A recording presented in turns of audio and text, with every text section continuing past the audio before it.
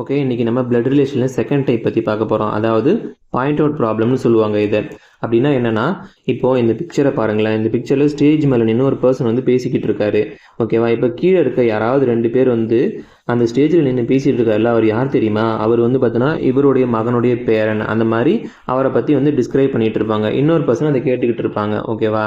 இதான் அவரை point out பண்ணி நம்ம பேசுகிறதால பாயிண்ட் அவுட் ப்ராப்ளம்னு சொல்லுவாங்க. அப்படி இல்லைனா இன்னொரு மெத்தடில் என்னென்னு எப்படின்னா, செவத்தில் வந்து ஒரு பிக்சர் ஒருத்தருடைய ஃபோட்டோ ஃப்ரேம் வந்து மாட்டியிருப்பாங்கன்னு வச்சுக்கோங்க. அதில் இருக்க ஒரு பர்சனை பற்றி இன்னொருத்தர் சொல்லி பர்சனை பற்றி கீழே இருக்க 2 பேரும் டிஸ்கஸ் பண்ணுவாங்க. இந்த ஃபோட்டோவில் இருக்கார்ல, இவர் யார் தெரியுமா? இவர் இன்னாருடைய மகன். அந்த மாதிரி வந்து டிஸ்கஸ் பண்ணிக்கிட்டு இருப்பாங்க. இதுதான் வந்து பார்த்தோன்னா பாயிண்ட் அவுட் ப்ராப்ளம்னு சொல்லுவாங்க. ஓகேவா? இந்த டைப் எந்த அளவுக்கு முக்கியம்னா, லாஸ்ட்டாக நடந்த 2022, 23 2 பிசி எக்ஸாம்லையும் பாயிண்ட் அவுட் ப்ராப்ளம் தான் கேட்டிருக்காங்க. இந்த டைப்பை சால்வ் பண்ணுறதுக்கு நம்ம புதுசாக எந்த டெக்னிக்கும் ஃபாலோ பண்ண போகிறது கிடையாது. ஃபர்ஸ்ட் டைப்பில் பார்த்தா அதே அந்த சார்ட் டயக்ராம் யூஸ் பண்ணி தான் இதையும் நம்ம சால்வ் பண்ண போகிறோம். ஓகேவா? முக்கியமான விஷயம் என்னன்னா, செகண்ட் பார்ட் பார்க்கறதுக்கு முன்னாடி ஃபர்ஸ்ட் பார்ட் எல்லாரும் பார்த்துருங்க. ஏன்னா ஃபர்ஸ்ட் பார்ட்டில் தான் சார்ட் டயக்ராம்ல என்ன, எப்படி நம்ம கொஸ்டினை ஸ்ப்ளிட் பண்ணி சார்ட் டயக்ராமாக கன்வெர்ட் பண்ணணும் அப்படிங்கிற எல்லா பேசிக்ஸும் ஃபர்ஸ்ட் பார்ட்டில் தான் இருக்குது. அது பார்க்காம இதை பார்த்தீங்கன்னா உங்களுக்கு புரியுது ரொம்பவே கஷ்டமாயிடும். ஸோ ஃபர்ஸ்ட் பார்ட் பார்த்துட்டு செகண்ட் பார்ட்டை கண்டினியூ பண்ணுங்கள். இதில் நான் மொத்தம் ஒரு 6 சம் எடுத்துகிட்டு வந்திருக்கேன். இந்த 6 சம்மை நான் சால்வ் பண்ணுறேன். சால்வ் பண்ணுறப்ப கான்செப்ட் என்ன நல்லா அண்டர்ஸ்டாண்ட் பண்ணிக்கோங்க. ஓகேவா? அதுக்கப்புறமா 22, 23 பிசியில் கேட்ட அந்த பாயிண்ட் அவுட் ப்ராப்ளம் லாஸ்ட்டாக ஆட் பண்ணியிருக்கேன். அது என் கூட சேர்ந்து கண்டிப்பாக உங்களாலையும் சால்வ் பண்ண முடியும். ஓகேவா? ஓகே, வீடியோ ஸ்டார்ட் பண்ணலாமா? ஸோ ஃபர்ஸ்ட் கொஸ்டின் பார்க்கலாம். தீபா புகைப்படத்தில் உள்ள ஒரு ஆணை காண்பித்து, அதாவது ஒரு பிக்சர், ஒரு ஃபோட்டோ ஃப்ரேமை காமிச்சு அதில் இருக்க ஒரு பர்சனை பற்றி தீபா தான் பேசிக்கிட்டு இருக்காங்க. ஓகேவா? அந்த ஆண் யார் என்றால் என்னுடைய தாத்தாவினுடைய ஒரே மகனின் மகன் அப்படின்னு சொல்கிறாங்க. ஸோ இதில் இந்த கொட்டேஷன் மார்க் போட்டிருக்கல, இதுக்குள்ளே இருக்கிறது தான் அந்த ஸ்டேட்மெண்ட்டை சொல்கிறவர் யார்? தீபா தான் இதில் வந்து தானே சொல்கிறாங்க. ஓகேவா? எப்பயுமே இந்த ஸ்டேட்மெண்ட்டை ஃபுல்லாக படித்து அப்படியே சால்வ் பண்ண ட்ரை பண்ணக்கூடாது. அது ரொம்பவே கஷ்டமாக இருக்கும். மிஸ்டேக்ஸ் வர்றதுக்கு ரொம்ப அதிகமான சான்ஸ் இருக்குது. ஸோ என்ன பண்ணணும்னா, ஸ்பீக்கர் யாருன்னு பார்க்கணும். அந்த ஸ்பீக்கர் வந்து அந்த ஸ்டேட்மெண்ட்குள்ளே எங்கே வராருன்னு பார்த்துட்டு அதுலேருந்து செம்ம சால்வ் பண்ணால் நம்ம ஈஸியாக சால்வ் பண்ணிடலாம். இப்போ பார்ப்போம். இதில் தீபா தானே ஸ்பீக்கர். தீபா இந்த ஸ்டேட்மெண்ட்டில் எங்கே வராங்கன்னு பாருங்கள். அந்த ஆண் யார் என்றால் என்னுடைய தாத்தாவினுடைய ஒரே மகனின் மகன். அப்போ என்னுடைய அப்படின்னா யார்? தீபா தானே பேசுகிறாங்க. அப்போ அந்த என்னுடைய யாருன்னா தீபா தான். ஃபஸ்ட்டு போட்டுருவோம். தீபாவை போடுவோமா? என்னுடைய தாத்தாவினுடைய, அப்போ தீபாவுக்கு ஃபஸ்ட்டு ஒரு அப்பா இருக்கணும். அப்பாவுக்கு மேலே தான் வந்து பார்த்தோம்னா அவருடைய அப்பா தான் தாத்தா. ஸோ தாத்தா போட்டாச்சு. என்னுடைய தாத்தாவினுடைய ஒரே மகனின் மகன்றாங்க.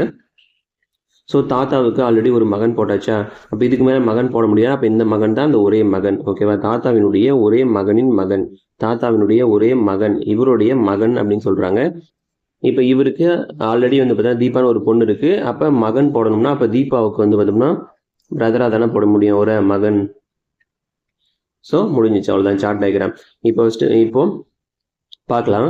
அந்த ஒரு ஆணை காண்பித்து தான் வந்து பார்த்தா தீபா பேசுகிறாங்க. அந்த ஆண் யார் என்றால், அந்த ஆண் யார்? இதான் மேல். ஓகே, ரெண்டாக பிரித்து சால்வ் பண்ணுவோம். என்னுடைய முன்னாடி வரைக்கும் வந்து பார்த்தோம்னா இந்த சார்ட் டயக்ராம். இதுக்கு முன்னாடி என்ன இருக்குது? Chart diagram. இதுக்கு முன்னாடி என்ன இருக்குது? ஸ்டேட்மெண்ட்னா ஆண் பற்றி தான் இருக்குது. வெறும் ஆண் மட்டும்தான் இருக்குது. ஸோ ஆண் போட்டு வச்சுருவோம். இந்த ஆண் யார் என்றால் என்னுடைய தாத்தாவினுடைய ஒரே மகனின் மகன். இந்த மகன் தான் வந்து பார்த்தீங்கன்னா இந்த ஆண் அப்படின்னு சொல்கிறாங்க. ஸோ இந்த ஆண் அப்படிங்கிறது யார்? அப்போ இந்த மகன் தான். ஓகேவா? அப்போ இந்த மகனை வந்து நம்ம எரேஸ் பண்ணிவிட்டு ஆண் போட்டுக்கலாம். ஓகேவா? சார்ட் டயக்ராம் கம்ப்ளீட் ஆயிடுச்சா? இப்போ அடுத்து பார்ப்போம். அந்த ஆணுக்கு தீபா என்ன உறவுன்னு கேட்குறாங்க. அந்த ஆணுக்கு தீபாவை என்ன வேணும்னு சொல்லி பார்த்தோம்னா சகோதரியாக வேணுமா? ஸோ அவ்வளோதான் சிம்பிளாக இருக்கா? எப்பயுமே ஸ்டேட்மெண்ட்டை வந்து பார்த்துக்கோங்க. ஸ்டேட்மெண்ட்டில் ஸ்பீக்கர் யாருன்னு பார்த்துக்கோங்க. அந்த ஸ்பீக்கர் வந்து அந்த ஸ்டேட்மெண்ட்டில் எங்கே உள்ளே வராருன்னு பார்த்துட்டு அங்கேருந்து சால்வ் பண்ணால் ரொம்ப ஈஸியாக சால்வ் பண்ணிடலாம். ஓகே, செகண்ட் கொஸ்டின் ரீட் பண்ணலாமா? ஒருவர் ஒரு பெண்ணை பார்த்து சொல்றாரு என்னன்னா, இவள் என் தகப்பனாரின் பேரனின் மனைவி அப்படின்னு சொல்றாங்க. ஸோ ஸ்டேட்மெண்ட் பார்த்தாச்சு. இதில் ஸ்பீக்கர் யாரு? ஒருவர், ஒரு மேல் பர்சன் வந்து பேசுறாரு. ஒரு பொண்ணை பார்த்து தான் பேசுறாரு. ஓகேவா? அப்போ இந்த பேசுறவர் வந்து ஸ்டேட்மெண்ட்குள்ள எங்கே வரான்னு பார்ப்போமா? இவள் விட்டுருங்க, இங்கேருந்து வராரா? என் தகப்பனாரின் பேரனின் மனைவி. இதுதான் வந்து அவர் சொல்ற ஸ்டேட்மெண்ட்டா?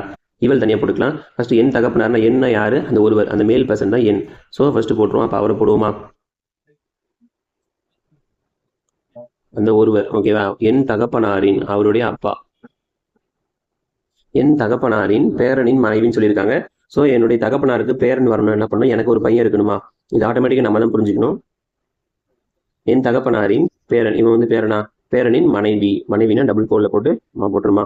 அடுத்தது இதுக்கு முன்னாடி இருக்கிறாரு இவள் அப்படின்ட்டு ஒரு ஃபீமேலை பற்றி பேசிக்கிட்டு இருக்காங்க. ஓகேவா? இப்போ நம்ம ரீட் பண்ணலாம். ஒருவர் வந்து பார்த்தீங்கன்னா ஒரு பொண்ணை பார்த்து வந்து பார்த்தீங்கன்னா சொல்றாரு, ஓகேவா? அந்த பொண்ணு யாருன்னா இவள். இவள்னு ஆரம்பிக்கிறாரு. அப்ப யாரு? அந்த இவள்னா அந்த பொண்ணை தான் சொல்றாரு. ஓகே, இவள் யாருன்னா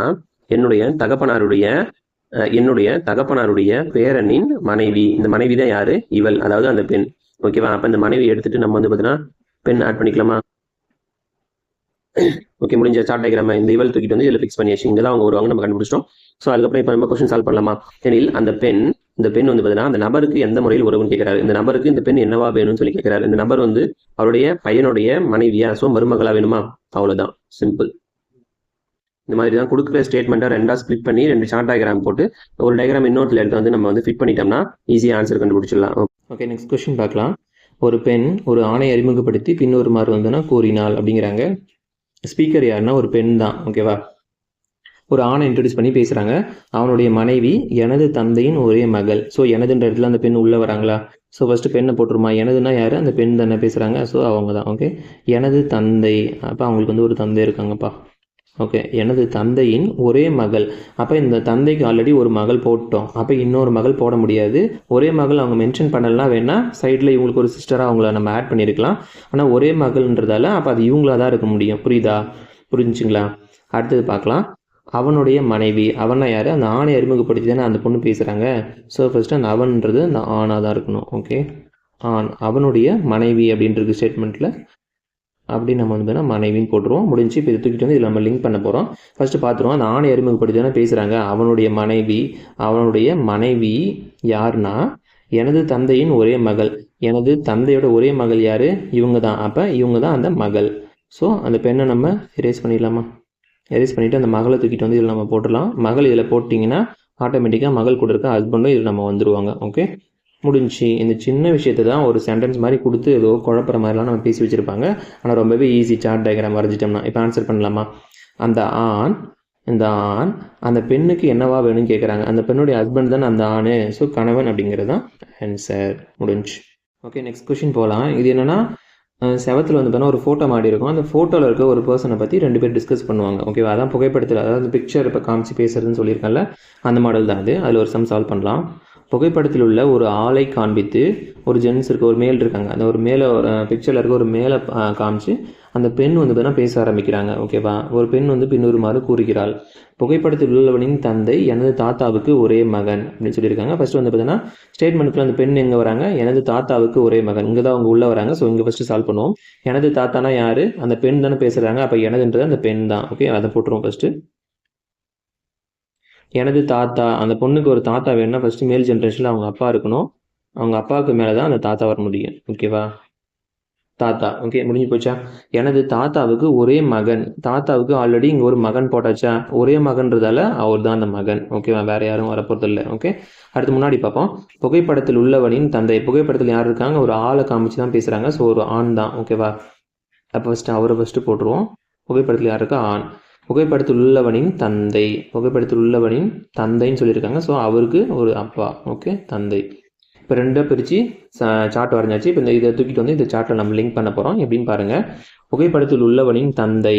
புகைப்படத்தில் யாருக்கா? அந்த ஆண் இருக்காங்க. அவனுடைய தந்தை. அந்த தந்தை யாருன்னா எனது தாத்தாவுக்கு ஒரே மகன். இந்த மகன் தான் யார்? அந்த தந்தை அப்படின்றது. ஓகேவா? ஸோ இப்போ மகனை எரேஸ் பண்ணிவிட்டு அந்த இடத்துல நம்ம தந்தை போட்டுடலாமா? ஸோ மகனை எரேஸ் பண்ணி தந்தை போட்டாச்சு. தந்தை போட்டோம்னா ஆட்டோமேட்டிக்காக இந்த டயக்ராம் இது கூட மெர்ஜ் ஆகிடும். அப்போ தந்தைக்கு ஆல்ரெடி என்ன பண்ணுறாங்க? ஒரு பையன் இருக்கான். ஸோ இங்கே வந்து பார்த்தீங்கன்னா ஒரு பெண் போட்டாச்சு. இன்னொரு பையன் போடணும். அந்த பையன் எப்படி போட முடியும்? அந்த பெண்ணுக்கு வந்து பார்த்தீங்கன்னா பிரதராக தானே இருக்க முடியும். புரிஞ்சிச்சுங்களா? இவர் தான் அந்த ஆண். ஓகேவா? என்றால் அந்த பெண் வந்து பார்த்தோம்னா புகைப்படத்தில் உள்ளவனுக்கு என்னவா வேணும்னு கேட்குறாங்க. புகைப்படத்தில் உள்ளவனுக்கு அந்த பெண் வந்து பார்த்தோம்னா சகோதரியாக இருக்க முடியுமா? அவ்வளோதான். ஏன்னா சிங்கிள் லைனில் கனெக்ட் பண்ணியிருக்கோம். பார்க்குறதுக்கு ரொம்ப கஷ்டமாக இருக்க மாதிரி தான் இருக்கும். ஆனால் இந்த மாதிரி 2ஆக ஸ்ப்ளிட் பண்ணி சார்ட் வரைஞ்சிட்டு அதை எடுத்தாலும் இதில் லிங்க் பண்ணிங்கன்னா ரொம்பவே ஈஸியாக அண்டர்ஸ்டாண்ட் ஆகிடும். உங்களுக்கு மிஸ்டேக்ன்றது வர வாய்ப்பே கிடையாது. ஓகே, நெக்ஸ்ட் கொஷின் பார்க்கலாம். ஒரு பெண்ணை அறிமுகப்படுத்தி விபின் என்பவன் வந்து பார்த்தீங்கன்னா பின்வருமாறு கூறினான். ஓகே, அப்போ இதில் ஸ்பீக்கர் யாருன்னா விபின் தான் ஸ்பீக்கர். ஓகேவா? இப்போ அவன் என்ன சொல்கிறான்னு பார்ப்பான். அவளது தாய் எனது ஒரே மகள் அப்படின்னு சொல்கிறான். ஸோ ஃபஸ்ட்டு நம்ம செக்மெண்ட்டாக பிரித்து சால்வ் பண்ணலாமா? ஃபஸ்ட்டு இதில் வந்து விபின் எங்கே வரான்? எனது ஒரே மகள் அப்படிங்கிறதெல்லாம் விபின் உள்ளே வரானா? ஸோ ஃபஸ்ட்டு விபினை போட்டுருவோமா?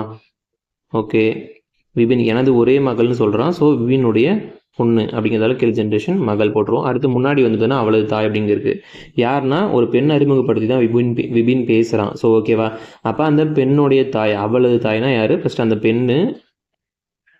பெண்ணை அறிமுகப்படுத்தி பேசுறதால அவளது தாயின்னு யாரை சொல்லியிருப்பானா அந்த பெண்ணை காமிச்சு தான் சொல்லியிருப்பான். ஸோ அவளது தாய், அந்த பெண்ணுடைய தாய் அப்படின்னு சொல்லி 2 ஸ்டேட்மெண்ட் கிடச்சிருச்சு. ஸோ இதை தூக்கிட்டு வந்து இதில் நம்ம லிங்க் பண்ண போகிறோம். அது எப்படி பண்ணுறேன்னு பாருங்கள். அவளது தாய் யாருன்னா எனது ஒரே மகள் யார்? அந்த பெண்ணுடைய தாய் தான். அப்போ இந்த தாயின்றது இந்த மகளோட இடத்துல நம்ம ரீப்ளேஸ் பண்ணிடலாமா? ஸோ அப்போ இந்த இடத்துல வந்து பார்த்தீங்கன்னா தாய் வந்துடும். அந்த தாய் இங்கே வந்துட்டாங்கன்னா ஆட்டோமேட்டிக்காக தாய் கூட ஜாயிண்டாக இருக்குது அந்த பெண்ணும் இங்கே வந்துடுவாங்க. ஓகேவா, ஸோ அவ்வளோதான், சம் முடிஞ்சிச்சு. ஓகேவா, இப்போ பார்ப்போம். விபின் அந்த பெண்ணுக்கு என்ன வரும்னு சொல்லி கேட்குறாங்க. விபின் வந்து பார்த்தீங்கன்னா அந்த பொண்ணுக்கு என்னவா வேணும்னு கேட்குறாங்க. பொண்ணுக்கு வந்து பார்த்தீங்கன்னா தாத்தாவா வேணும். ஸோ அதுதான் ஆன்சர். ஓகே, நெக்ஸ்ட் கொஸ்டின் பார்க்கலாம். ஒரு பெண்ணை காண்பித்து ஒரு ஆண் வந்து பார்த்தீங்கன்னா பின்னொரு மறு கூறுகிறான் அப்படிங்கிறாங்க. இப்போ ஆண் தான் வந்து பார்த்தீங்கன்னா பேசுகிறான். ஓகேவா, ஸ்டேட்மெண்ட் பார்க்கலாம். அவளது ஒரே சகோதரனின் மகன் வந்து பார்த்தீங்கன்னா எனது மனைவியின் சகோதரன் அப்படின்ட்டு இருக்கு. ஸோ எனதுங்கிறதுல ஆண் வந்து உள்ளே வராங்க. ஸோ அங்கேருந்து ஆரம்பிப்போம். எனது மனைவின்னு பேசுகிறாரு. ஸோ ஃபஸ்ட்டு இவரை போடணுமா? ஆண். அவருடைய மனைவி சொல்கிறாங்க ஒய்ஃப். எனது மனைவியின் சகோதரன். ஓகேவா, அவங்க மனைவியோட சகோதரன் கொண்டாச்சு. இது முடிஞ்சு. அப்போ முன்னாடி ஸ்டேட்மெண்ட் பார்க்கலாம். இப்போது ஒரு பெண்ணை இன்ட்ரடியூஸ் பண்ணி தான் வந்து பார்த்தீங்கன்னா அந்த ஆண் வந்து பேசுகிறான். ஓகே, அந்த பெண்ணை தானே அவள்னு ஆரம்பிக்கிறான், அவளது அப்படின்னு ஆரம்பிக்கிறான். அந்த பெண்ணை தான் பற்றி பேச போகிறான். ஓகே, அவளது ஒரே சகோதரனின் மகன். ஃபஸ்ட் அந்த பெண்ணை வரைஞ்சிருமா? அவளது ஒரே சகோதரன். ஓகேவா, அவளுக்கு ஒரு சகோதரன் போடணுமா? ஒரே சகோதரனின் மகன்றதால கீழே போடணும். ஓகே, புரிஞ்சிச்சா? ஓகே, இப்போ இதை தூக்கிட்டு வந்து இந்த டயக்ராம் கூட லிங்க் பண்ண போகிறோம். ஸ்டேட்மெண்ட் வச்சு தான் லிங்க் பண்ணணும்.